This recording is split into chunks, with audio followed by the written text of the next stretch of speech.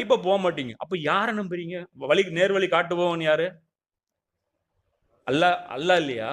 இப்ப அல்லாஹ் எனக்கு நேர்வழி காட்டுவாங்கிற அந்த நம்பிக்கையோட குரான எடுத்து திறந்து படிச்சா, அவனுக்கு தான் அல்லாஹ் நேர்வழி காட்ட மாட்டானா?